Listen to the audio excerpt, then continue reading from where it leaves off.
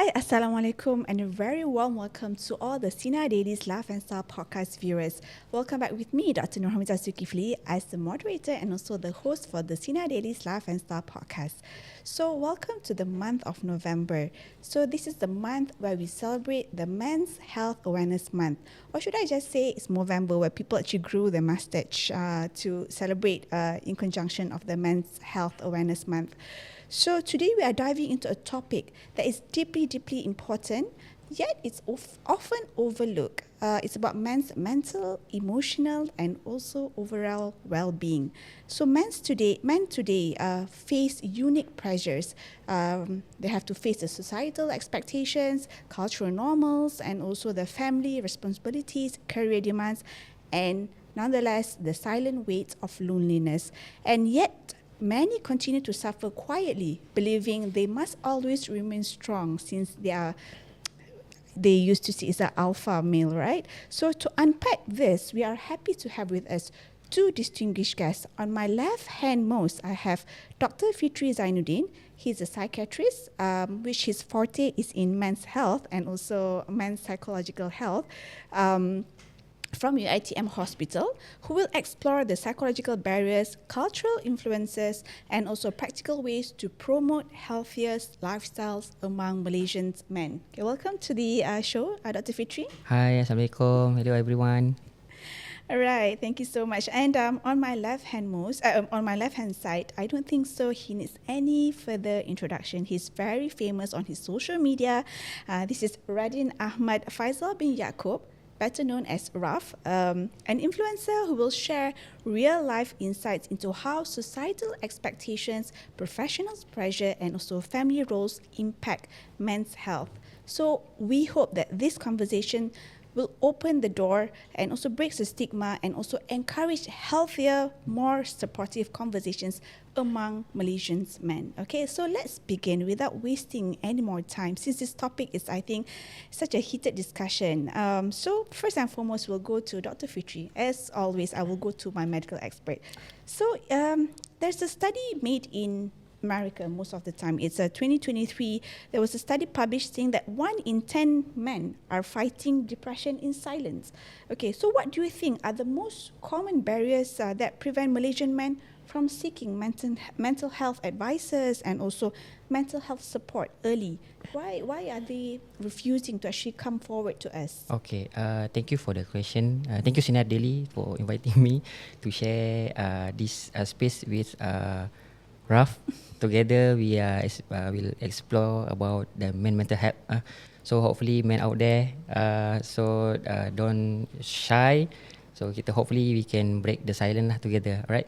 So about the question, as we know, now the mental health issue is coming up, rising.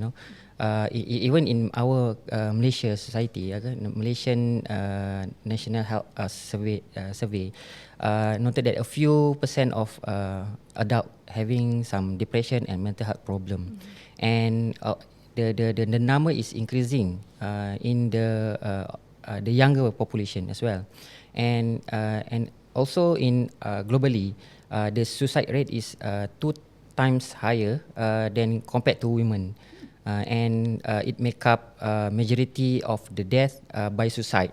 So from this number, we can see that men is in pain, but they didn't reach out. So what is the barrier? The barrier that usually that we are seeing most probably because of the upbringing style, or when the cultural belief that we need to be strong. In the script that we always heard by our parents or people out there, you need to be strong, you need to don't be sad, don't cry, you need to man up, when this thing and have been scripted until our adulthood. So when we having some emotional problem or overwhelm, they cannot feel or name it. What happened to me? I need to be strong. And this make them very suffer inside. Very suffer inside, and make them doesn't want to seek help. in view of because they think he need to be strong to the community. Other than that, because the fear of the judgment to the society, where maybe he believe that when they think that what if my partner think about me, if I lost my role, as a husband, what other my colleague think about me? Can I be a leader because I have some mental health issue? Maybe maybe the friend, laughing at him because they see a psychiatrist out there. So because of this fear of being judged as a weak man or embrace to because of having some mental health issue, would make them a barrier to seek help lah. So in a study in overseas that shows that men sees that help seeking behavior is damage their image, and very embarrassing compared to the women lah. And the third barrier maybe because of the emotional illiteracy. They think that men doesn't know how to name or describe their feeling. Okay, they very expert to tell, to explain to doctor or anyone that he had a physical symptom like chest pain, headache, vomiting, epigastric pain, and everything maybe due to the tired. I'm tired, but behind of it maybe because of he is overwhelmed. So other than that barrier, maybe because of the high functioning suffering, where men usually keep working, keep providing to the family, as they will go work, they going back to home and sleep, and the cycle is repeated every day. But the inside we doesn't know they having some hurt feeling, or a very burdening emotional symptom lah. And the last one maybe because of the misconception of the psychiatry services, where the people thinks that seeing psychiatrists for crazy people, for severe cases. But in reality, we are seeing a lot of cases of burnout, a lot of cases of relationship issues, marital issues, financial issues, and as well as the sleep problem. So in summary, so we can say that actually men actually doesn't know how to seek help lah actually. And so they're scared of being judged, or scared of being named as a weak man lah. So what I could actually conclude from that is that because of the social stigmata that they have been exposed, I mean, most of the time they have been labeled as the alpha. They should be strong. So like you have just mentioned, Dr. Fitri mentioned, that whenever sometimes we can see how the upbringing, that if a boy cries, then they will say, oh, you should not cry. I mean, but it's not wrong to actually express yourself, right? It's not something which is, we should see it as something, it's a sin for them to actually cry. It's just a way for them to express their feelings, isn't it? So, and all these social expectations, most of the time the men are trying to portray themselves as someone who's strong, they are able to deal with the problems, but at the end of the day, I think they are still human beings. So we should be dealing with them as a human. I mean, this is a part and parcel of the feelings that it's okay to break down. It's okay to be sad. It's okay to, you can't, settle your problems. You have issues. And it's not wrong for you to come forward to see the psychiatrist, because you always have that social stigmata that gila ke, you are not, I mean, you are cuckoo, so you are not well, there's something wrong upstairs. But actually the faster you come forward is even better, right? Because you can deal with it faster. Because nowadays we can see in the social media there's a lot of I would say, like, not just suicide but murders also. I mean, most of the time it's because they can't cope with the stress, isn't it? Okay, so now we're going to Raf. So we're just going to ask from his experience in the public eye, since like Dr. Fitri has mentioned, in terms of the societal demands and also expectations, how do the societal expectations influence the way men present themselves emotionally and physically, especially in your case that you are a public figure? How does that influence? Okay, I think it's quite norms for society to think of men to be very strong and very, I would say, they don't have any emotion when it comes to things like this. But let me be honest with you. When you talk about physicality is something that you can measure, whether the man is muscular, whether the man is not muscular. So you can often judge whether he's strong or not strong. But what about their mental issue? It's something that you can't say. Something that you can't portray from the posting that he made or he made. You can't see it. I mean, like, often throughout my circle, I've seen men, they are actually suffering in terms of mental health, but they don't have, I would say that they don't have the right way to say it, probably because they don't want to say it. It's all about ego. But I do know that they really need someone to talk to. And funny how you guys call me up for this topic. Among my friends, they will talk to me. Raf, I've seen you as this. I want to talk to you. I said, go ahead. And then when I asked them, why do you guys want to talk to me? Well, I've seen you having things in your life. You had 2 divorces. You have to manage your kids and stuff. So how do you deal with it? You look so calm on social media. That's the thing. I may look calm on social media, but you don't know what's happening in my life. But talking about that, yeah, when it comes about mental health for men, it's very hard to measure. But I found that for men to talk about mental health is not something that I would say as a weak. It's not something a weak thing for men to do.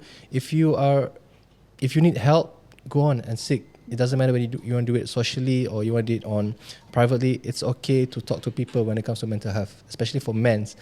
We have lots and lots of responsibility in life.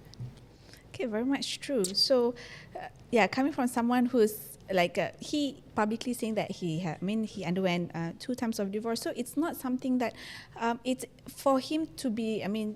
People looked up to him in terms of Raf is like a strong public figure. But like he has said, sometimes what you portray on your social media or how you portray yourself, even at work, does not mean that that's what you are inside, isn't it? Because now we have this term that we call high functioning depression, right?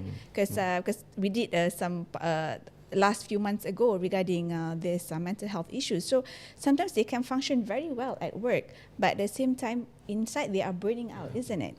So just before I go to Dr. Fitri, Raf, I just want to ask you, so in your career, because you are always on the move, always on the social media, how have the career demands been constantly visible affecting your well-being? Maybe does it affect you in a way, or like when you go through things, right? So people would be like, for the normal layman person, if they undergo anything in their life, even like they go out to the grocery or they meet someone new, it doesn't make a difference. But for the social media, as people who are a public figure, you just go out for a coffee with another girl, maybe it's like, oh, Raf is seeing someone new, Raf is opening a new chapter. So how do you actually or if you one day you look sad or something's going on in his life, so how do you actually deal with that? Well, of course, being a public figure, they have pros and cons. Of course, on the pros, I don't have to talk about much. It's all about you're leveraging yourself on social media. But let's talk about the negative side of being a public figure. Yes, every single thing that you do, every single thing that you say, it will be judged. So for me, being a public figure, whatever I post, whether it's on Thread, now it's Thread's famous, right? Yeah. I got viral recently on Threads. So whatever I post on Thread, I'll make sure that I have to reread that more than 10 times to make sure that every single word that I said, it doesn't cause any issue. So I have to think of that. And in terms of having social relationship and stuff like that, yes, I'm a single man now, but at the same time, I'm not really single. So being a single man, going out with girls out there, it might cause issue, might cause people to talk about. So that is something that I learned to be more low-key. But yeah, like I said, being a social media, being in a public figure in this line, everything that you do is being watched. Yep. Everything that you said is being analysed and judged here and there. So for those who wants to be a public figure, think about it. If you are ready to have these circumstances of being a public figure, go ahead. But if you are not, if you happen to have a normal private life, go for it. Because if you ask me, if I were to turn back, I would rather be a private person. But somehow in my family, there's a lot of public figure on it. Yes. So it's somehow subconsciously I become a public figure as well. Yeah.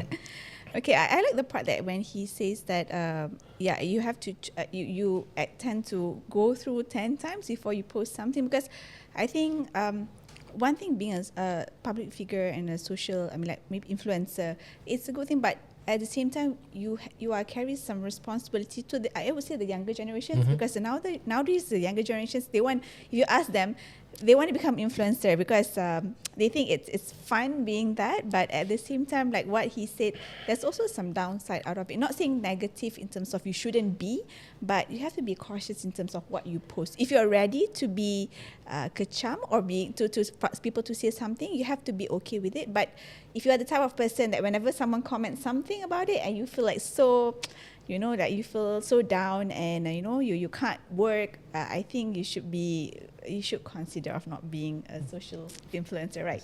Okay, Dr. Fitri. Yeah. So there's a term nowadays that have been used. I think Malaysia is not very much common, but globally there's talking about male loneliness syndrome. Okay, so male loneliness has been described as a silent epidemic. So what patterns of loneliness do you commonly observe among men, and why is it often missed? And at the same time, what are the results of these internalized emotions? So who are on the receiving end? Would it be the woman? All right. The loneliness currently is a silent epidemic, and it's a serious health matters, not only mental health. Study or some consultant in the US said that the social isolation and also loneliness has become a risk of a health problem lah.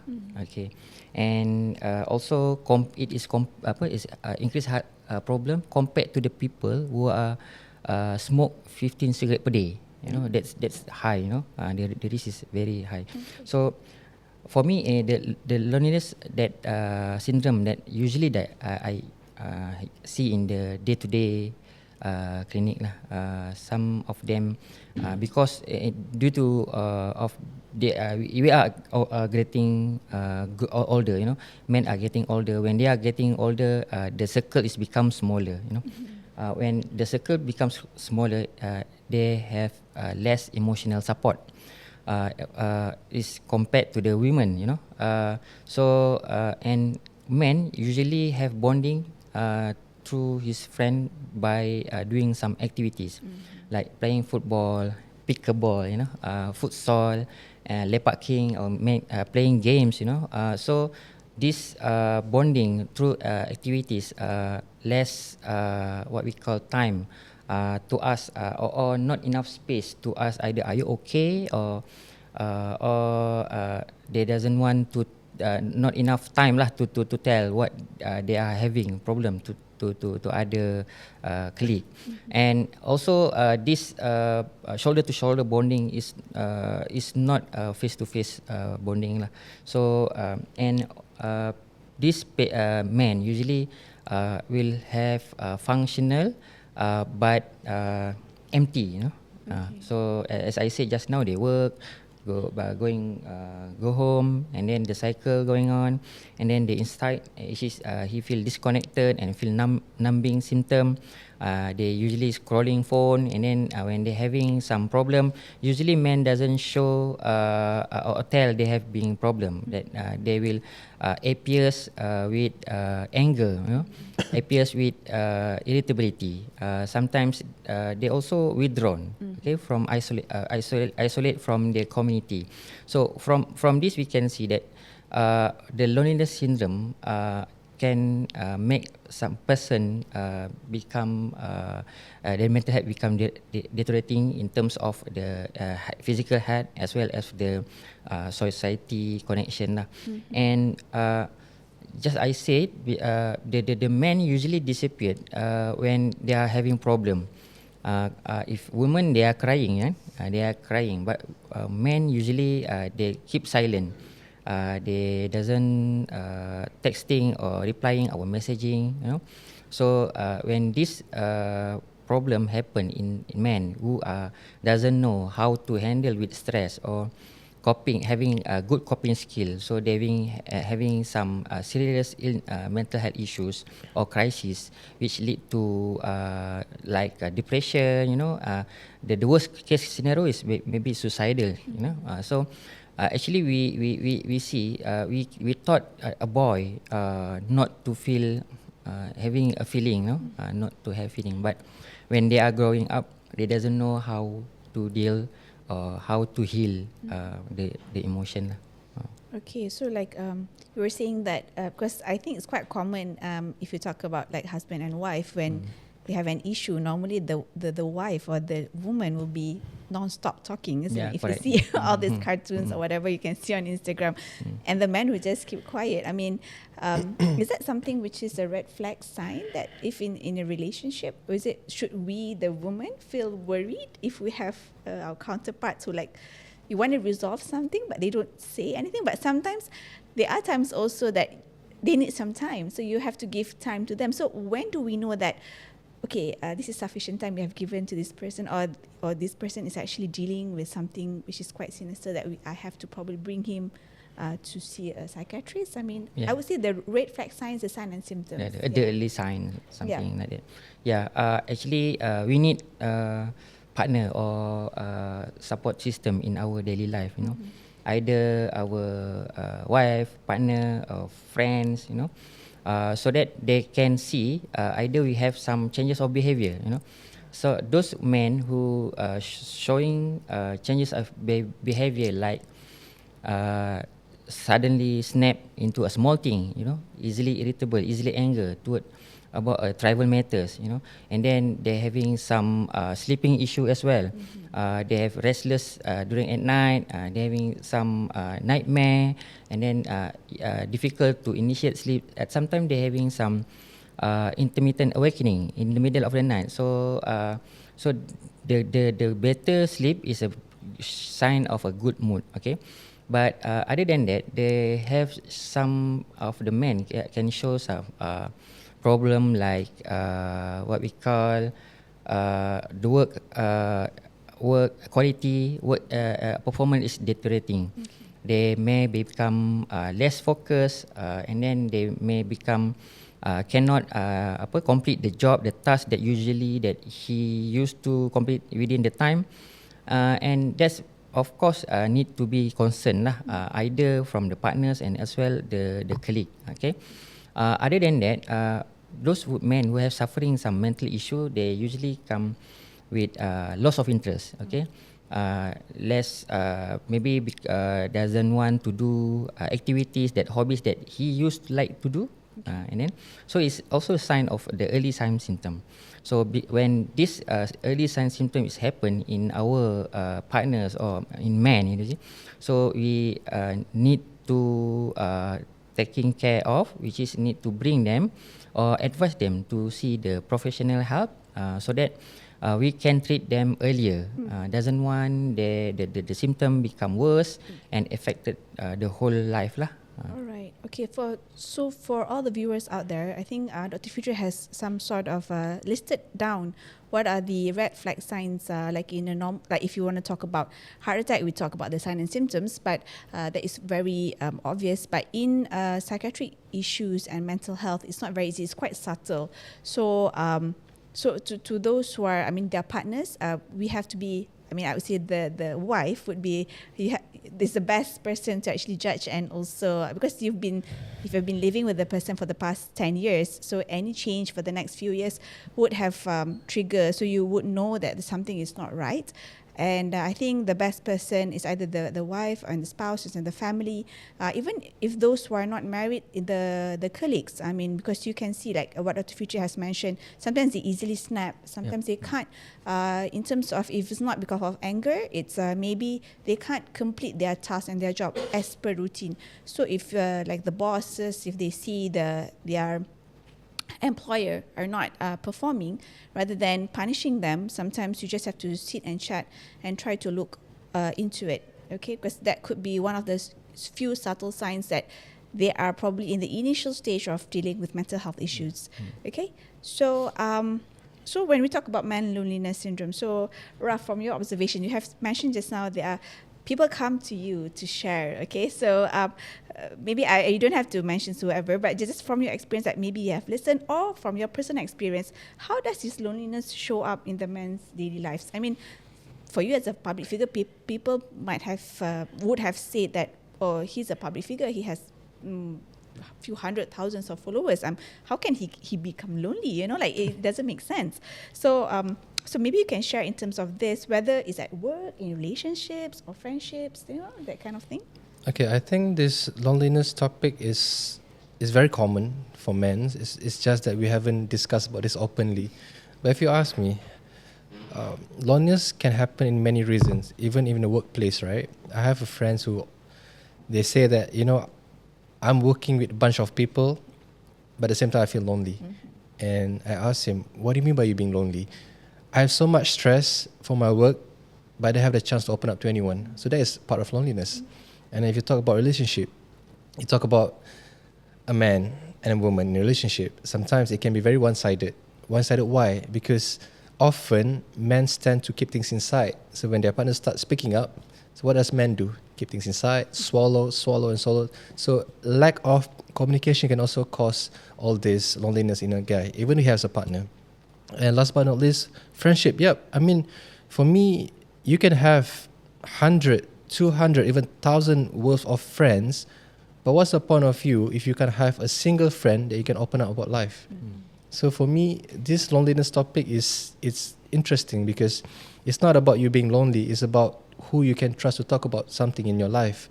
So yeah, it's a common case for men. Okay, because like what Raf has mentioned, it's not. Sometimes people feel that the quantity matters. Basically, it's the quality of friends that you have. And what Fitri has mentioned, as we get older, I don't think only men, like women, myself also, as compared to before, your circle of friends will get smaller and smaller. I mean, but I always tell myself it's okay. It's better to have smaller group of people, but these are the people that you can depend on and you can share everything. Because sometimes some people feel that they need to, those who are free, they need to chat every single day. But I have been reading, and actually a good friend is wherever they just know when you are not okay, although you don't chat with them every single day, isn't it? Okay, so Raf, having you have three kids? Got 5. 5 kids. Sorry. 2 plus 3. 2 plus 3. Okay. So family roles often shape a man's identity. So how do expectations to be, like in your case, a provider, a leader, a role model, okay, an influencer, would influence men's mental health today? And do you think with the country's economic demands, cost of living, as we can see nowadays, and social pressure, especially with social media today, and maybe people see Raf, oh my God, he's very like famous, he can do all these things. So some of the men might feel that, oh, he wants to be like you know, that kind of thing. So I mean, so they will have that social pressure itself.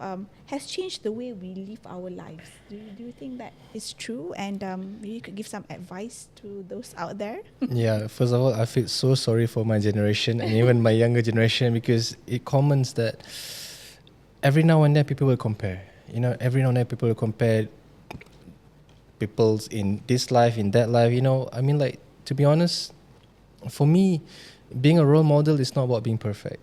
Being a role model is all about carrying your responsibility to what you have at your present stage. You can't compare with those who are having 50,000 a month. You can't compare with those having 5,000 a month. It's completely different. That's why I just posted this on chat recently about konsep bersyukur.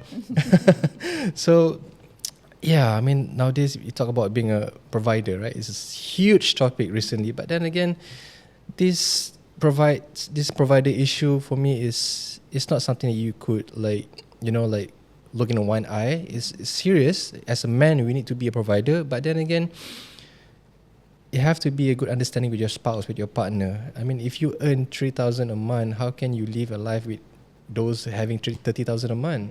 I mean, this takes communication between your partner. You know, like if you earn this much, you have to live this much. But if you earn that much, it's up to you. However you want to live your life. But then it causes a stir in social media because people compare. So being a public figure, sometimes if you show too much, it will give a different impression to people. But if you're being modest and humble, it's a good example to the netizens. So for me, being modest is nice, being humble is nice. But then again, like I said, do not compare yourself with people out there.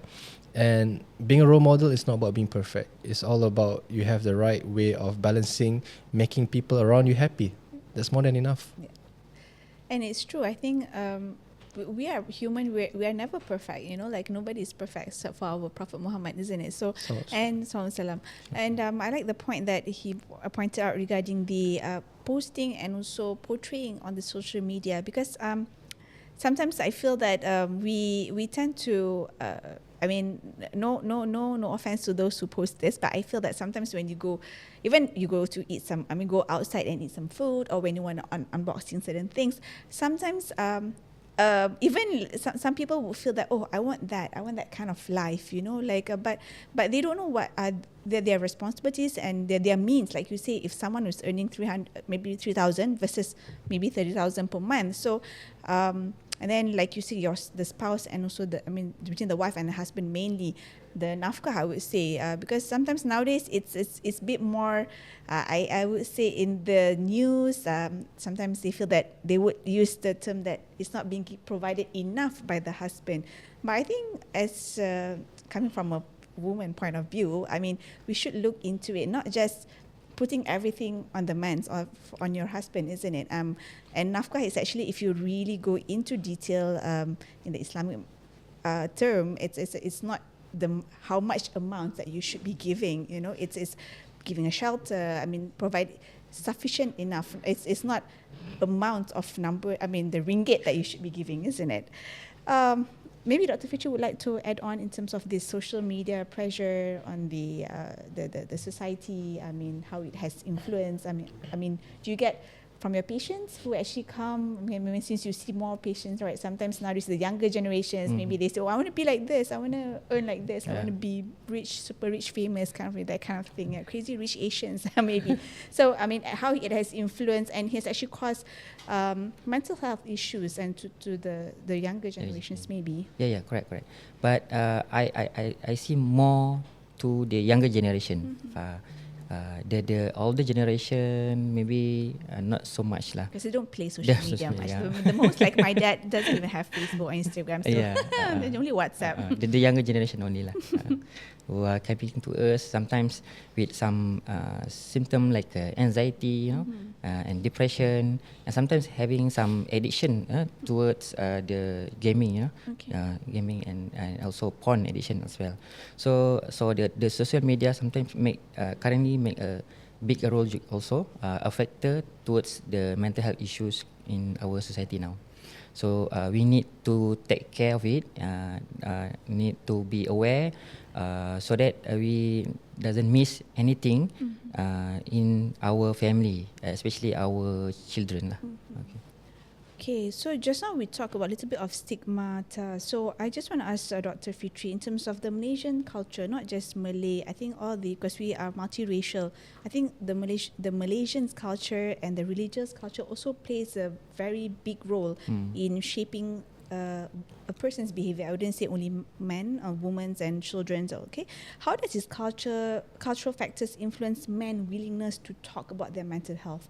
I mean, do you see any, from your experience, any differences in any racial differences, or it's more or less the same? I mean, is there any issues in terms of that? There was no the data. No, we don't have that data. But overall, the patients, of course, they're having some cultural and as well the religious influence in terms of the main mental health issues lah. So, for example, some of people out there, they might have some misunderstanding about about the religious issues lah. Maybe they think sabar is to keep quiet, for example. They think redha is doesn't need to seek help, and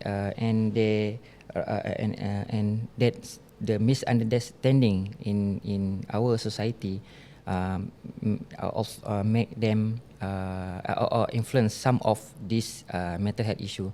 But if we look into our the example in especially our Prophet Nabi Muhammad SAW, even though he had problem, he had some faced some grief, he also seek help. He express his emotion towards the companion, get comfort and get guidance. So I think from this, if we getting help or seek help is not a sign of lack of iman. It's not like or show some weakness. It is sunnah. So that's why we need to give awareness about this, because some of the patient out there also think that they're having some mental illness because of lack of iman, not praying enough. But actually, the mental health issue is all towards from the children, either your CEO or your entrepreneur. It's happened. So we doesn't need to labeling that such stigma towards other people, so that these people who really need help need to get some help in terms of professional help lah. Okay, so basically what I would say that mental health issues is not only certain, I mean, there's not a certain group of people only, like you would say people who are wealthy or affluent people will not have mental health issues. Those are having mental health issues normally those who are low socioeconomics. So those things are not, it's not true, those are not true at all. I mean, so you can have people who are religious who have problems, because this is not something which is related to, like he said, iman or this. I mean, it's about the understanding, and it's I would say it's still called a disease. Okay, if you talk about heart issues, lung issues, that is a more physical things, but this is more internally, spiritually. So it's very difficult for people to digest that. But to all the viewers out there, don't worry. If you can be a CEO, you can be someone who is very, very influential, but you are not exempted from getting mental health issues. I would just want to ask Dr. Fitri, is there any evidence-based habits that men can adopt to improve both mental and also their physical health, especially those who are juggling demanding lifestyles? Because nowadays we know not just men, women also are, both they are working, they are juggling with their children, they have the social, the incomes, or we have to the payments. I mean, there's a lot of wages that they have to deal with. So do you have any probably habits or evidence-based habits that has been proven and practiced in globally that have helped in this kind of matter? Okay. Men or women usually is need some better habit lah, not complicated routine usually. What I usually practice lah in my clinic, usually we advise those who are having some mental health issue. The first line is either the therapy, or we give some advice about need to take care about his or her physical health. Okay, for example, you can do 20-20-20, which is 20 minutes of movement, 20 minutes of reflection, and 20 minutes of learning. Okay, so for 20 minutes early movement, like you can do a yoga early in the morning, brisk walk, etc. And reflection, like you are reading Quran or zikir. And the learning, you can learn a new thing. You can read new books, or you can listen to Sinar daily podcast. So all these things can also make you some a better man or woman out there. And other than that, you need to have some brotherhood time. Brotherhood time where we need to have honest conversation per week, for example. Okay. Maybe after playing football or pickleball or anything, or watch MUFC and mama. Oh, that's stressful sometimes. Okay, so you can have that, bonding time. You can share the honest conversation with our colleague. Okay, and then other than that, you need to have sleep hygiene. Better sleep hygiene, as I said, will give you a good mood. Okay, and if you really need some medication, etc., you can need to seek help.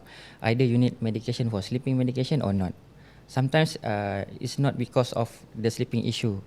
solely, but because there's other things that maybe you're having overthinking or anxiety, etc. And finally, you can also have some exercise, do some exercise like jogging, and need to reduce the toxic coping mechanism like smoking, like drink alcohol, etc., or watch porn. Okay. So you need to have some good coping mechanism, healthy mechanism, so that you will be a better man out there later on. Okay, all right. That's quite insightful notes, okay, that has been given by Dr. Fitri. So, Raf, just want to ask, burnout is becoming more common in the younger generations, I would say, but I think not just younger men, okay, those, I think most who are working, I would say. So, what strategies or habits that help you? Because you have a very busy schedule. He also has something else after this, and I've been seeing his Insta stories. He's in the car, he's this one, I have this and that. So what strategies or habits help you maintain balance and prevent burnout? And is there any way that by your social media, how have you helped people? If those people who actually reach out for you, like you have, some people has DM you, telling you stories, like telling you what they have gone through. So how would you actually help them? And also you yourself, have you experienced burnout personally? Yes, of course. Burnout is pretty normal, especially for men's and even for women's. But for me, how do I overcome that? Alhamdulillah, I've been brought up with my late father, Raden Yakob bin Muhammad. He was the Secretary General for Barisan Nasional for 20 years. He works under 4 different prime minister. So he's a busy man. So I asked him, Bapa, you're so busy. How do you manage your life? But he's the kind of guy, our father, like he don't use iPhone. He used just a normal Nokia phone. But he has his notes. Okay. He has his notes where he key in all his schedule and all his timetable. So now we, the younger generation, we have phones. We have Google Calendar. So I use Google Calendar all the time. So I would separated all the colors in terms of the priorities from work, from gym, company A, company B, company C. Everything have different color coded. Okay. Even the kids. Even if I used to have a wife, everything is color coded. So I would prioritize the most important thing toward the first few days of the week. So usually from morning to evening, I would do the most important things to do, get it done, and then you move on to the next one. And then you have to remember that how long you can work in a week. So for me, I work Monday to Friday. So every Saturday, I'll take half day for my own me time. Men's do need me time, yeah? Remember that. And then half a day for the kids, and Sunday, full day with the kids. So it's all about you, time management. It's all about how you balance your schedule throughout your life. Set your priorities. And once you set your priorities, the rest will go with ease because you can, play around, jump here, jump there. Curi jumpa anak sana, jumpa girlfriend, whatever, or however you want to do it. But for me, it's all about prioritizing your schedule and time management. Do you use your social media to probably reach out to those who has, you can see probably they're having problems? So how about your social media?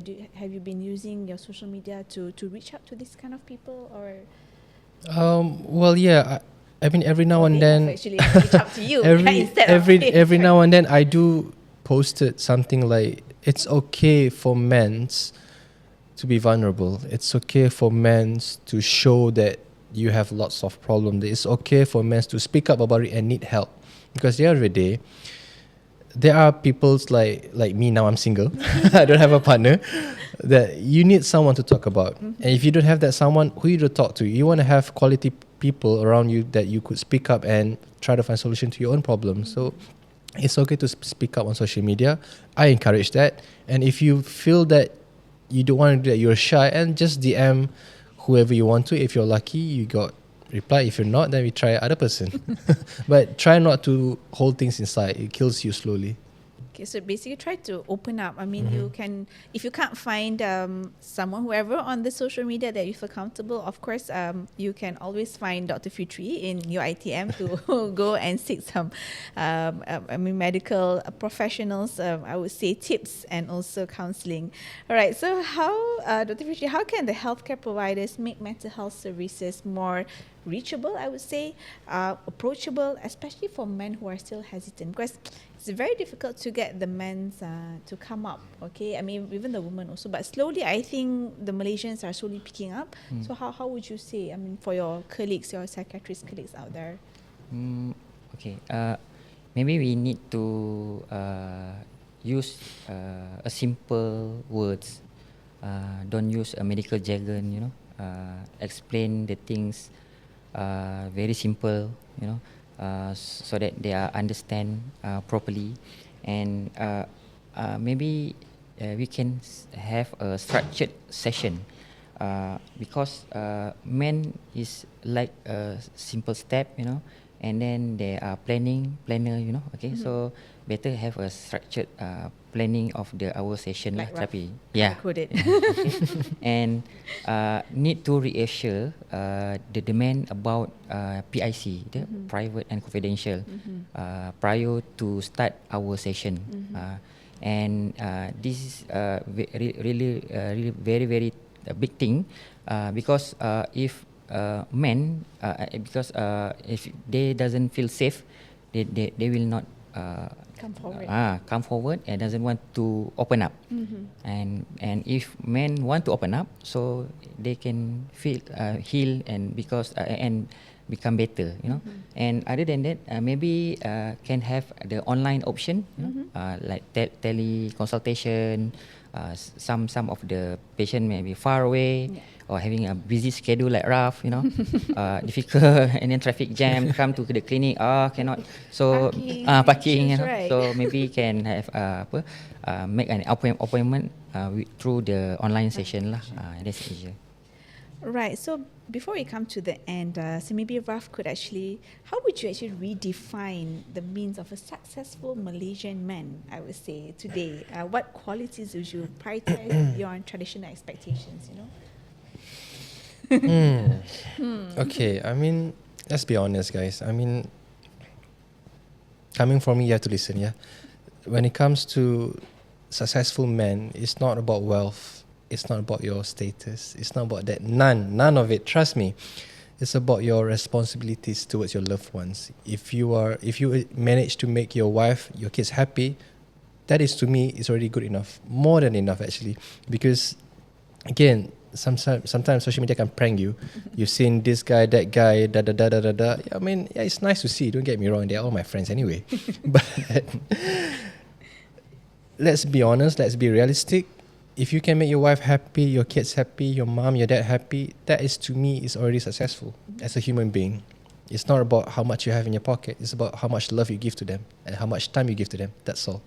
Okay, I totally agree with that, because sometimes money is not everything. Money is needed, is something, but it's not entirely that. Money doesn't give you 100% happiness. Okay, so I totally 100% agree with what Raf has mentioned. As long as you can make your loved ones happy, because you can probably earn not much, but you can give enough to them, and they're happy with whatever that you have given. It's more than enough. I mean, sometimes you can see some people just go out with their family, kids running around, maybe like 5-6 kids running around, so they're happy enough, and they don't have to have big luxury cars, but they are content with whatever they have, isn't it? That's another thing on family. What about you working for a company? I mean, like, if you could be a good staff to your boss, you could elevate the staff performance, the company's performance. That's also good enough for you. It doesn't mean that you need to have your own business to be successful. Sometimes being a staff, you can do your tasks perfectly. That's fine. All right. Any last few words from Dr. Fitri for the colleague or psychiatrist colleague, for the men who are struggling out there? I mean, maybe you want to reach out to them in our Sinar Daily podcast. Okay. To the men listening out there, so your mental health is matter. Okay, your struggle is real. You are allowed to be human. You are allowed to feel sad. You are allowed to feel stress or anger. Okay, and being a stronger man is not not a man who doesn't know how to feel or face the feeling is the stronger man is when they know how to get help and how to reach out when they need it. Okay, so Raf, would want to add on anything? Yeah, There to your followers. my health and wellness apps, I'm going to launch it soon. It's called Resolute. Okay. So in Resolute, I'm going to talk about how to eat right in Malaysia. I'm going to talk about, in the apps you have AI helps for asking opinions on medicals, simple things, health, also interestingly about mental health. Okay. Yeah. Good. Okay, That's Resolute. great. Resolute. Yeah. Okay. So when will we be Launch, yeah. when will we launch and anytime soon? Well, currently From that application has been used in India for Okay. 5 years, and they have about 16,000 users. They're all Amazon workers. Okay. So now I'm going to introduce in Malaysia. So inshallah before end year. Oh, inshallah. Okay, we will be looking Yeah, forward for that. For those who are listening, you can viral this, that Raf is coming out with an app, Resolute, to help all those people out there, not just men, women, whoever who has any issues can download. It's It's an app, It's yeah. an app. Yep. Okay. And then just in a nutshell, for those men, because since we're talking in November, who are struggling, who have issues, please don't be shy of coming forward. We are here to help you out. You can, maybe if you're shy, you can DM Raf. And then if you have issues, if you are more straightforward, you don't mind coming, you can open up and come and see Dr. Fitri. You can DM us, any one of us, whoever that you feel comfortable, any psychiatrist, any public figure, if you feel that they are suffering or they probably have the similar experience with you, want to ask for help, there's no wrong in that. And for the men out there, by asking help, by opening up, doesn't make you less of a man. Okay, so just remember that. Okay, thank you, Dr. Fitri. Thank you, Raf. Thank you. Of course, we want to explore more, but I'm getting cues from my the studio people that we have already run of time.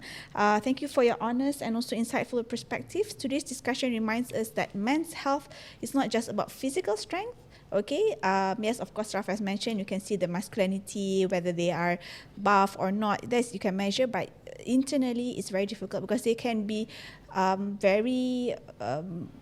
At work they are good, they are performing, but actually inside they are actually empty. Okay, it's about emotional resilience, openness, balance, and support. Right, to the men who are listening, seeking help is not a sign of weakness. Like I said, it's not it doesn't make you less of a man. It's okay. It's actually you are much more a man. I think if you you come forward and you acknowledge your weaknesses. As a woman, I would say, oh, I'm impressed when you're willing to open up. And talking about your struggles doesn't make you less of a man. It makes you a human, because all of us will have issues, okay, whether you are a man, woman, young, old, children. So we all have issues. So by talking out, by finding the right way and so the right person is the way for us to solve our matters and also our problem. And it makes us much more stronger. Like whatever we have gone through, like I also have some personal things I have gone through, Raf. I'm sure Dr. Fitri has gone through a lot of things. To whatever we are right now, but it just makes us stronger. Okay, So don't worry for coming forward, because we have solution for you. All right, let's continue breaking the silence and creating healthier, more compassionate spaces for Malaysian men. Thank you for joining us with me, Raf, and also Dr. Fitri in our special edition this November, Men's Health Awareness Month, and also hopefully to see all of our viewers in the next month as well. Okay, don't forget to subscribe to Sinar Daily's Laugh and Star podcast, and also on our YouTube, on our Instagram, on our social media platform. Okay, till I'll see you guys inshallah next month. Bye.